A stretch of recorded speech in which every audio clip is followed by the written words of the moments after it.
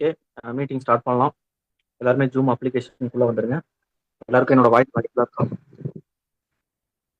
என்னோட வாய்ஸ் ஆடிபிளா இருக்கு, meeting start பண்ணலாம் அப்படிங்கிறவங்க ரைஸ் ஹேண்ட் கொடுங்க.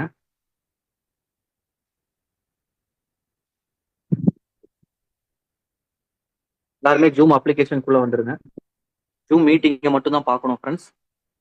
இந்த மீட்டிங் வந்து அடுத்து 9 மணி வரைக்கும் நடக்கும். அடுத்த ஒரு 55 நிமிஷம் வந்து மீட்டிங்கை மட்டும் தான் நீங்க லிசன் பண்ணணும். அப்பதான் இந்த பிசினஸ் என்ன, இந்த மீட்டிங் எதுக்காக பண்ணியிருக்கோங்கிறது புரியும். அதாவது வெஸ்டேஜ்ல வந்து நம்ம வீட்டுக்கு தேவையான பொருளை வாங்கினோம்னா நம்ம இதில் சம்பாதிக்க முடியும். ஓகேங்களா? பட் அந்த பொருளை நம்ம வாங்குறது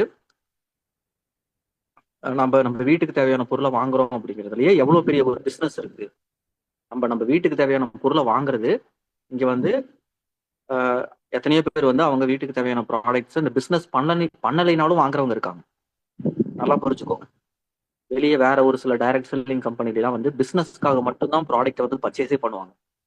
பிசினஸ்க்காக மட்டும்தான் அந்த ப்ராடக்டே வாங்குவாங்க. அப்பதான் இன்கம் வரும், இல்லை வாங்கணுமே அப்படிங்கிறதுக்காக தான் வாங்குவாங்க. அது கடைசி நாள் எப்போ கடைசியா இருக்கும், எப்போ வந்து அந்த மாசம் முடியுதோ, எப்போ அந்த டேட்டு கடைசினாலோ அப்பதான் பர்ச்சேஸ் பண்ணுவாங்க.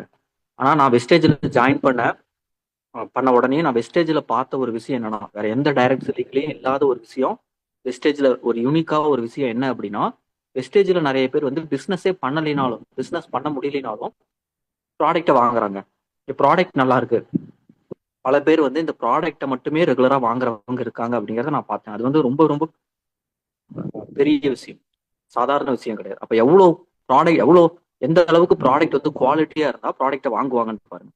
ஏன்னா அதுல இன்கம் வருது, என்ன நமக்கு எவ்வளவு இன்கம் வரும், காசு வந்தா நான் பொருள் வாங்குறேன் அப்படிங்கிற மாதிரி தான் இந்த பிசினஸ்ல நேச்சுரலா மைண்ட் செட் இருக்கும்.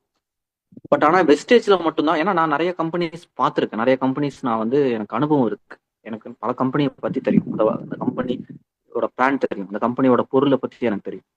ஆனா வெஸ்டேஜ்ல வந்து இந்த ஒரு மேஜிக் நடக்குது அப்படிங்கிறது எனக்கு வந்து நல்லா தெரிஞ்சிச்சு. அதே மாதிரி இந்த பிசினஸ் நான் ஸ்டார்ட் பண்ண ஆரம்பிக்கும் போது எல்லாரும் பர்ச்சேஸ் பண்றவங்க எல்லாரும் பொருள் நல்லா இருக்கு, குவாலிட்டியா இருக்குன்னு எல்லாரும் அவங்க ஃபீட்பேக் சொல்ல இந்த பிசினஸ்ல வந்து ஜாயின் பண்ணி பர்ச்சேஸ் பண்ணவங்க தொடர்ந்து பர்ச்சேஸ் பண்ண ஆரம்பிக்கிறாங்க. பொருள் ரிலேட்டடா, ப்ராடக்ட் ரிலேட்டடா எந்த ஒரு கம்ப்ளைண்ட்டும் வரல. அப்ப நம்ம பிசினஸ் மட்டும் பண்ணா உண்டு, நம்ம வந்து ஈஸியா க்ரோ ஆயிடலாங்கிறது எனக்கு ரொம்ப ஈஸியா வந்து புரிஞ்சிச்சு. ஏன்னா வெளியே வேற ஒரு சில டைரக்ட் செல்லிங் கம்பெனிலாம் பொருள்ல நிறைய கம்ப்ளைண்ட் இருக்கும். ஓகேங்களா? அப்ப வந்து பிசினஸே பண்ண முடியாது. பொருள்ல இருக்கக்கூடிய கம்ப்ளைண்ட்டே தான் நம்ம அட்ரஸ் பண்ணிட்டு இருக்கணும். அப்ப அந்த மாதிரி வந்து பிரச்சனை இல்லை அப்படிங்கிறது வந்து இந்த பிசினஸ்ல வேகமா குரோ ஆகிறதுக்கு முக்கியமான காரணம். நான் இந்த பிசினஸ்ல வேகமா குரோ ஆகிறதுக்கு முக்கியமான காரணம் பாருங்க. ப்ராடக்ட்ல நிறைய பிரச்சனை இருக்கு, கம்ப்ளைண்ட்ஸ் இருக்குன்னா நான் இங்க இவ்வளவு வேகமா குரோ ஆயிருக்க முடியுமா? ப்ராடக்ட்ல எந்த ஒரு பிரச்சனையும் இல்லை, குவாலிட்டியா இருக்குதுங்கிறதுனாலதான் என்னால வந்து வேகமா குரோ ஆக முடியுது. அதை கன்சிஸ்டன்டா என்னால மெயின்டைன் பண்ண முடியும். கட்டுங்களா? அப்ப அந்த ப்ராடக்ட்ஸை நம்ம வந்து பர்ச்சேஸ் பண்றதன் மூலியமா நம்ம எப்படி வந்து பிசினஸை வேகமா டெவலப் பண்றது. ஓகேங்களா? 100 பிவிக்கு ஒரு 3200 3500 வரும் அப்ராக்சிமேட்டா.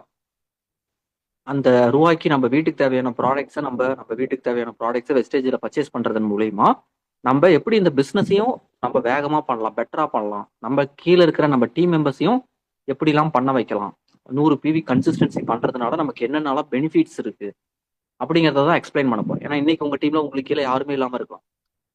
ஓகேவா? ஆனா இன்னைக்கு நீங்க ஆரம்பிச்சீங்கன்னா தான் நாளைக்கு உங்களுக்கு கீழே சேரக்கூடிய டீம் மெம்பர்ஸ் எல்லாரும் நாளைக்கு பண்ண ஆரம்பிப்பாங்க. அப்படித்தானே எனக்கும் பண்ணாங்க. நான் இவ்வளவு பெரிய டீம் டெவலப் பண்ணதுக்கு அப்புறம் நான் 100 பிவி பண்ணேன் இல்லையே. எனக்கு இவ்வளவு பெரிய இன்கம் வருமா, நான் இவ்வளவு பெரிய லெவலுக்கு போவானான்னு தெரியாம தான் நான் டே 1 ஆரம்பிச்சேன், பர்ச்சேஸ் பண்ண ஆரம்பிச்சேன், பிசினஸ் ஆரம்பிச்சேன். அந்த இடத்துல தான் இங்க நிறைய பேர் இருப்பீங்க. நீங்களும் நம்பிக்கையோட ஆரம்பிச்சீங்கன்னா தான் உங்களாலேயே இந்த பிசினஸ்ல வந்து பெரிய லெவலில் டெவலப் ஆக முடியும். நான் டெவலப் ஆனா பண்ணிக்கிறேன், இன்கம் வந்தா நான் பண்றேன் அப்படிங்கிற மைண்ட் செட்ல இருந்தா நம்ம இந்த பிசினஸ் பண்ணவே முடியும். பர்ச்சேஸுங்கிறது வேற, பிசினஸ்ங்கிறது வேற. நம்ம வீட்டுக்கு தேவையான பொருள் வெளியே எங்கேயோ ஏதோ ஒரு இடத்துல வாங்குறத இங்க வாங்க போறோம், ரெகுலரா வாங்க போறேன். அதெல்லாம் எந்த மாற்றமும் இல்லை. அதுக்கும் இன்கமுக்கும் சம்மந்தம் இல்லை. அந்த ஒரு டிஃபரன்ஸ் உங்களுக்கு தெரியும். அப்பதான் இதுல வந்து சம்பாதிக்க முடியும். சரி, ஓகே. இந்த ட்ரைனிங்கை வந்து இப்ப எடுக்கிறதுக்காக நான் டைமண்ட் டைரக்டர் போத்துமணி சிஸ்டர் நான் இன்வைட் பண்றேன். அவங்க இந்த ட்ரைனிங்கை தொடர்ந்து எடுப்பாங்க. நிறைய விஷயங்கள் சொல்லுவாங்க. இந்த பிசினஸ்ல இருக்கக்கூடிய 100 பிவி பண்றதுனால நமக்கு இருக்கக்கூடிய பெனிஃபிட்ஸ், நமக்கு கிடைக்கக்கூடிய பலன்கள், தெரிஞ்ச பலன்கள், தெரியாத பலன்கள். ஓகேவா? நோன் பெனிஃபிட், அன்னோன் பெனிஃபிட்ஸ் அப்படின்னு சொல்லிட்டு நமக்கு இந்த பிசினஸ்ல 100 பிவி நம்ம பண்ணிட்டு இந்த பிசினஸை பண்ணும்போது எவ்வளவு வேகமா நம்ம டீம் டெவலப் ஆகும் அப்படிங்கிறத எக்ஸ்பிளைன் பண்ணுவாங்க. கவனிங்க, ஜஸ்ட் தெரிஞ்சுக்கோங்க. என்ன டவுட் இருந்தாலும் நோட் பண்ணி வச்சுக்கிட்டு மீட்டிங் முடிச்சதுக்கு அப்புறம் உங்க லீடர் கூட டிஸ்கஸ் பண்ணுங்க. உங்களுக்கு ஏதாவது டவுட் இருக்கு, உங்களுக்கு இந்த பாயிண்ட்ஸ் புரியல, தெரியல, இது என்ன இப்படி ஏன் இப்படி சொல்றாங்க, இது எதுவா இருந்தாலும் நீங்க தயங்காம யோசிக்காம கேளுங்க. சரி, okay, thank you so much. Kothamani sister start பண்ணுங்க. தேங்க்யூ, விஷு.